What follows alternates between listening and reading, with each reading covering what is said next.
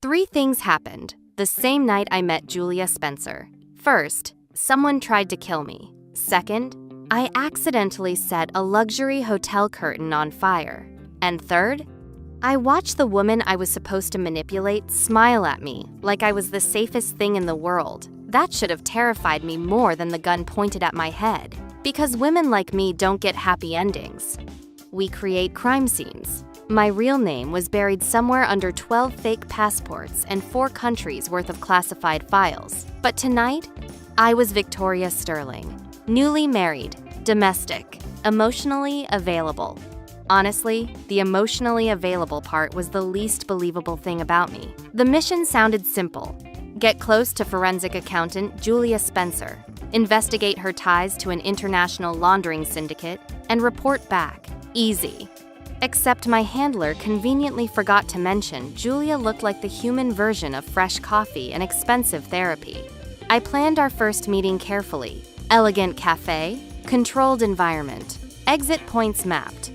Then, a waiter spilled soup directly onto my lap. Hot soup, boiling hot soup.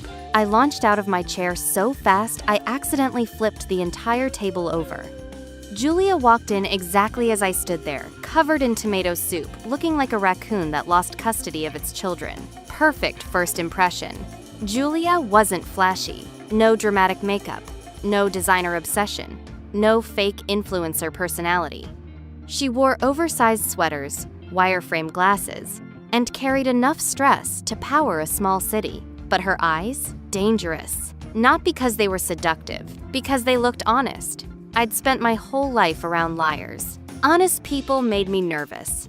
The syndicate had started watching Julia closely, so headquarters created the perfect cover story. Newlyweds. Apparently, criminals are less suspicious of women committing financial crimes if they also own matching kitchen towels.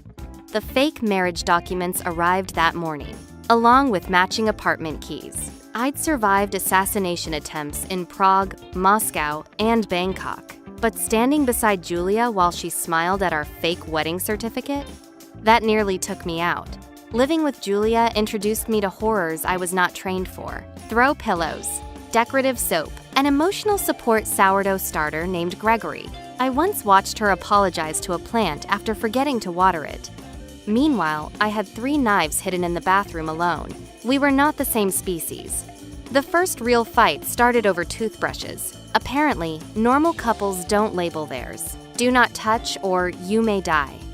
Julia stared at my toothbrush label for a full 30 seconds before bursting into laughter. Actual laughter. The kind that sneaks up on you and makes your eyes water. I hated how much I liked hearing it. At 2:13 a.m., I woke to the sound of our apartment lock clicking open. My body moved before my brain did. Knife. Hallway. Silent footsteps. I found the intruder halfway through the kitchen. He never saw me coming, but before I could interrogate him, he whispered Julia's name. Not mine. Julia's. That was the moment this stopped being routine. The intruder died before he could talk. Sniper shot. Clean. Professional. His body collapsed directly onto Julia's expensive white rug. Honestly, rude. Julia stumbled into the hallway seconds later wearing oversized pajamas covered in tiny ducks. Tiny ducks. Meanwhile, there was a corpse bleeding on the floor. The contrast nearly gave me emotional whiplash. Rule number 1 of being an assassin: never get emotionally attached. Rule number 2: never trust anyone who smiles too easily. And rule number 3: always listen when your fake wife tells you to like and subscribe, because apparently, supporting the channel helps more people find the story. I still don't fully understand YouTube culture, but Julia looked very serious about it. I searched Julia's office while she showered.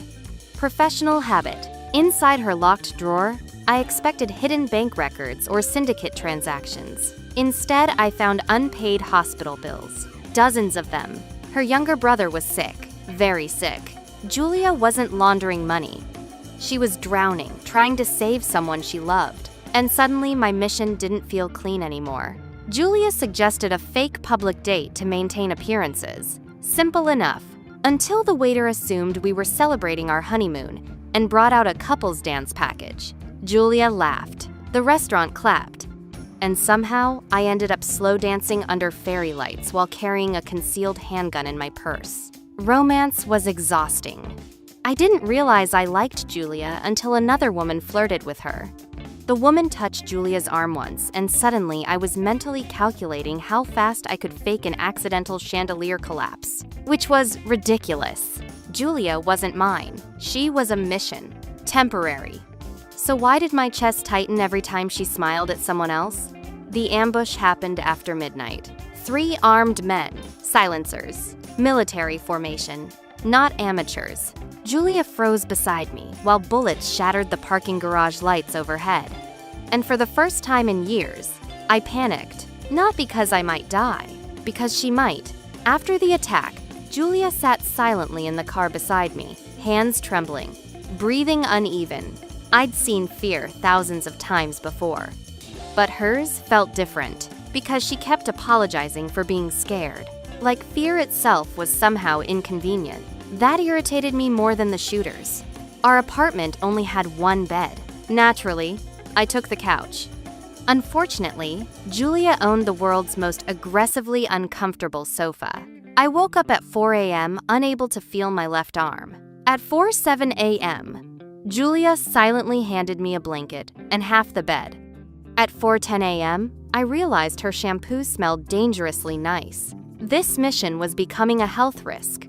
Julia finally asked what I did for work. I panicked and told her I worked in international security consulting. Technically true. If you ignore the murder, she nodded, like that explanation made perfect sense. Honestly, that was a red flag on her part. The black sedan appeared again outside our building. 3rd day in a row. Same tinted windows, same parking spot, surveillance. I pretended not to notice while Julia rambled beside me about grocery prices and true crime documentaries. Ironically, she spent 20 straight minutes explaining how she'd definitely survive a serial killer attack. Meanwhile, she was literally living with one. I finally hacked the syndicate records that night, and my stomach dropped. Julia wasn't connected to the organization. She was investigating them, quietly, alone, without protection. Which meant someone inside my agency either made a mistake or wanted her dead. Professional assassins know when to leave. Erase fingerprints. Disappear quietly. Avoid emotional complications. I should have abandoned the mission immediately. Instead, I watched Julia asleep on the couch with a documentary still playing softly in the background, and decided I would burn entire organizations before letting anyone hurt her. That was the exact moment my life became significantly more complicated. It happened accidentally. At least I think it did. We reached for the same coffee mug at the same time. She slipped. I caught her. And suddenly, Julia Spencer was inches away, staring at me like she could hear every terrible thing I'd ever done. Then, she kissed me. Soft, quick, terrified, like she regretted it immediately. Unfortunately for both of us, I didn't regret it at all. At 3 a.m., my secure phone rang. Only one person used that number, my handler. I answered quietly while watching Julia sleep beside me. The order came calmly, coldly, efficiently. Terminate Julia Spencer immediately. And for the first time in my career, I hesitated. I'd ignored orders before, delayed them, twisted them, technically obeyed them while creatively ruining the outcome. But I had never directly refused, until Julia. My handler waited 3 full seconds after I rejected the kill order. Then he laughed. Not normal laughter either. The kind people do right before lives explode. The next morning, Julia made pancakes shaped like stars. Stars. Meanwhile, I had spent the entire night preparing emergency escape routes and hiding extra ammunition under the sink.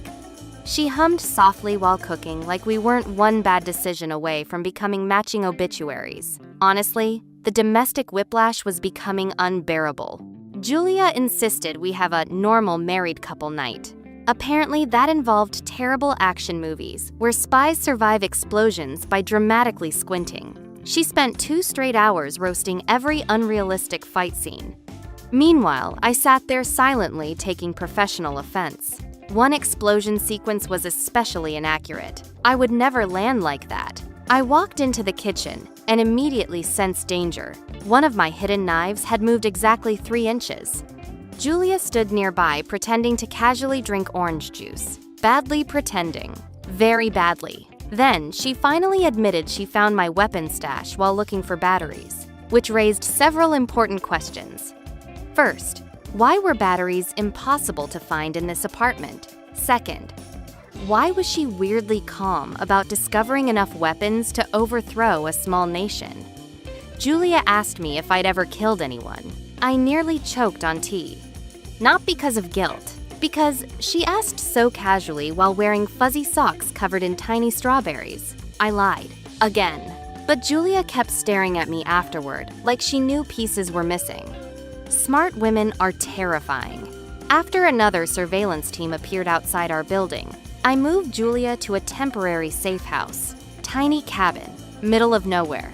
No nearby witnesses. Very romantic. Very illegal. Julia spent the first hour complaining about bugs. The second hour trying to make coffee with equipment clearly designed by Satan himself. And the third hour accidentally falling into a lake. I laughed. Actually laughed. That alone should have warned me I was doomed. That night, Julia sat beside me near the fireplace, wrapped in blankets. The cabin was quiet, except for rain hitting the roof. She looked at me softly and admitted she felt safer with me around. Safe. If irony were a physical object, it would have crushed me instantly. For one dangerous second, I almost told her everything. The laser sight appeared on Julia's chest first. Tiny red dot. Tiny life-ending problem. I tackled her to the floor exactly as the bullet shattered the window behind us. Glass exploded everywhere. Julia screamed. And suddenly, our cute little cabin getaway transformed into an active war zone. Most civilians panic during assassinations. Julia Spencer grabbed a frying pan. A frying pan. Then she hit a trained gunman directly in the face with the force of divine judgment. Honestly, one of the hottest things I've ever witnessed. Technically speaking, borrowing a vehicle without permission is illegal. But technically speaking, attempted murder is also illegal. So morally, I felt we were even.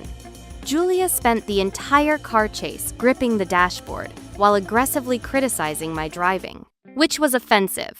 I drive exceptionally well under gunfire. We ended up hiding in the worst roadside motel I had ever seen. The wallpaper looked contagious. The air conditioner sounded possessed, and the bathroom mirror had a crack directly through my reflection, like the universe itself was judging me. Julia called it kind of charming. That was deeply concerning behavior. I didn't realize I'd been shot until Julia noticed blood soaking through my sleeve.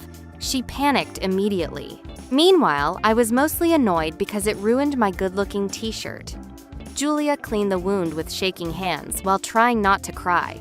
Nobody had touched me that gently in years. Maybe ever. Julia fell asleep beside me sometime after midnight. I stayed awake watching the motel door, watching the windows, watching her breathe. Professional paranoia mixed dangerously with something softer, something worse. I'd spent years surviving bullets. Turns out feelings were significantly more threatening. The morning news nearly made me throw the television out the window. Julia Spencer had officially been named a suspect in an international money laundering investigation. Her photo flashed across every channel. The agency was framing her publicly now, which meant they weren't trying to arrest her anymore. They were preparing to erase her. Julia finally cracked that afternoon. Not dramatically, not loudly. She just sat on the motel bathroom floor quietly crying while apologizing over and over for ruining my life. That sentence hit harder than any bullet ever had, because she still didn't understand. I was the thing ruining hers. I wasn't good at comforting people. Threatening people? Excellent. Emotional support? Absolutely not. But when Julia started shaking, I pulled her into my arms anyway, and somehow she fit there perfectly. Like my body had been waiting for her before I even knew her name. This kiss wasn't accidental. No slipping. No excuses. No confusion. Julia kissed me like she was terrified I'd disappear, and I kissed her back like I already belonged to her, which was objectively catastrophic decision-making. I finally admitted I wasn't who she thought I was. Not completely. I told her I worked dangerous jobs, that powerful people wanted something from me, that getting close to me usually ended badly. Julia listened quietly. Then she asked the most horrifying question imaginable. Are you trying to protect me? Absolutely devastating behavior.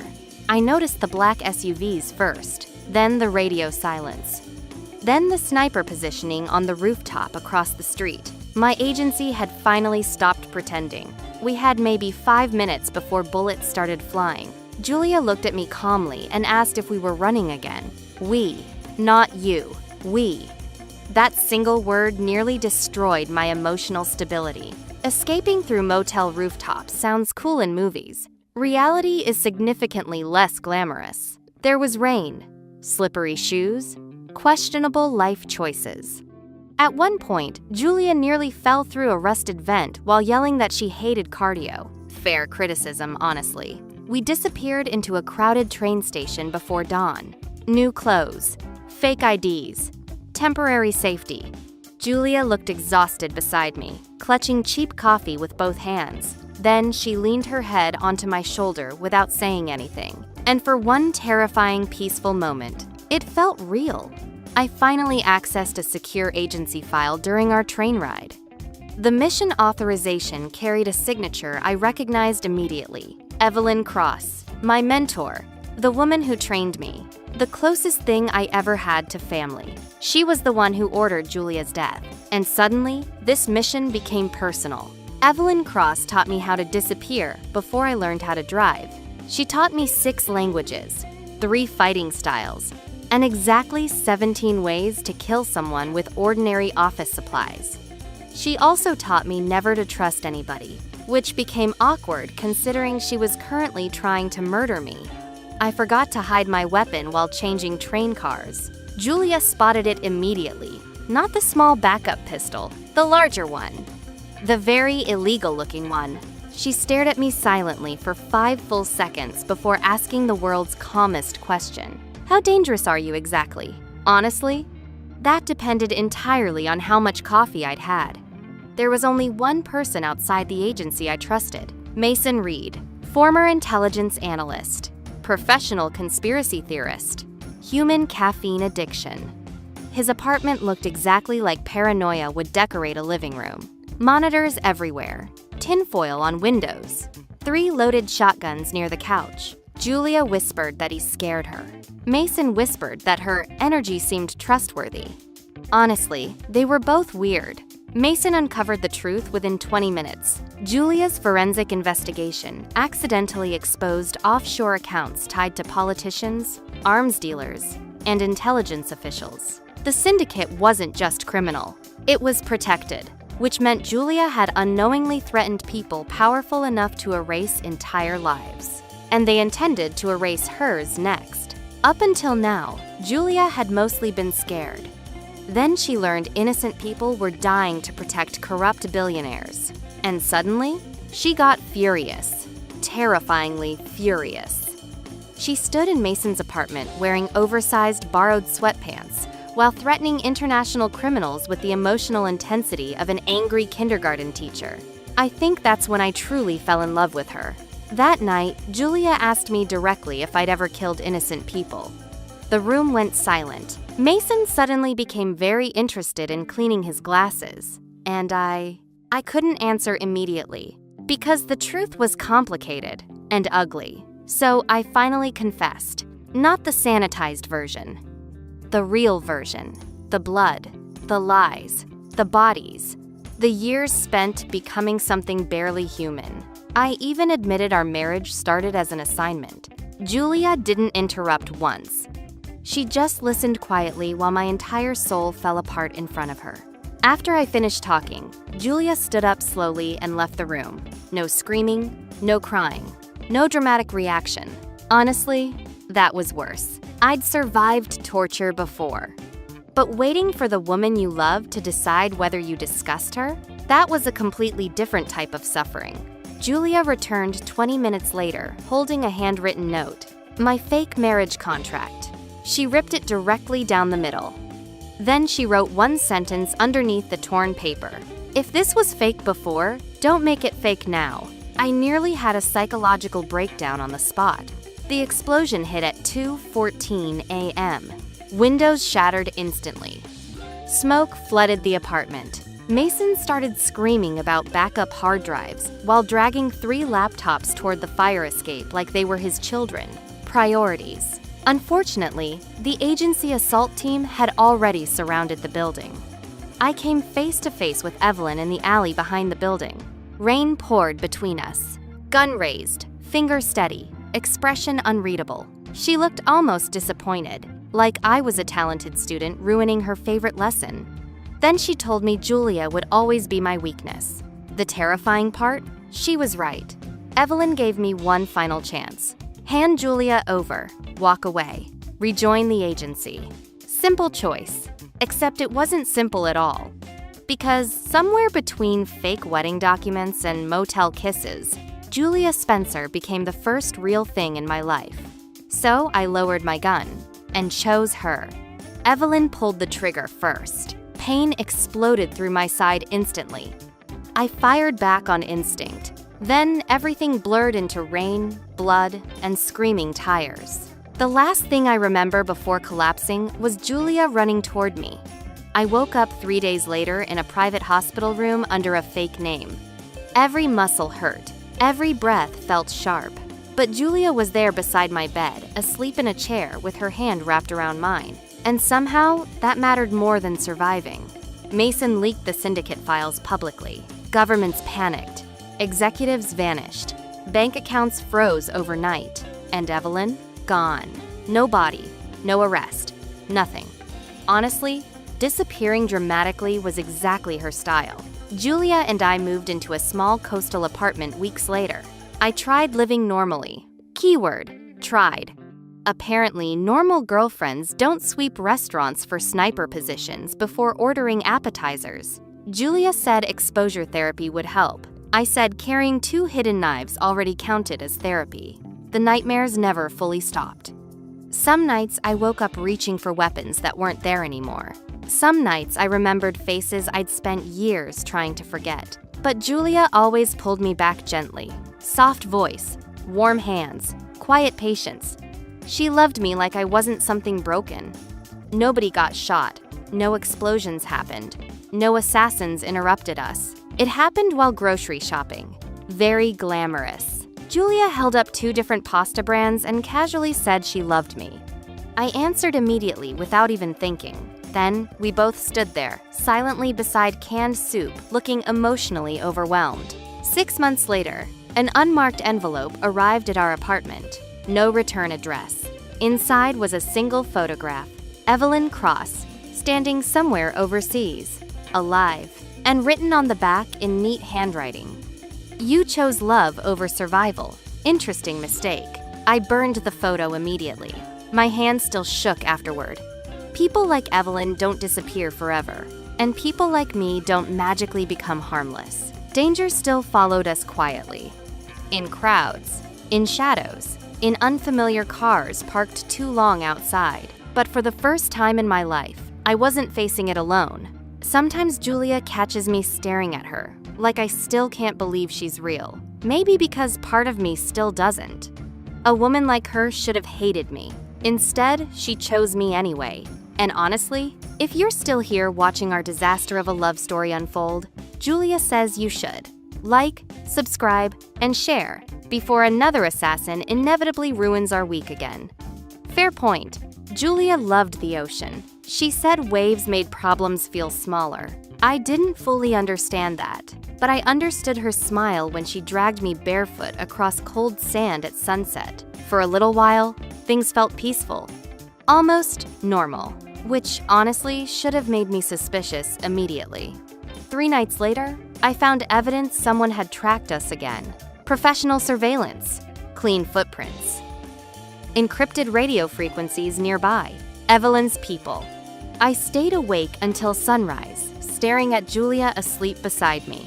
Then I made the hardest decision of my life, because loving someone sometimes means becoming the thing that hurts them least. Julia woke up alone.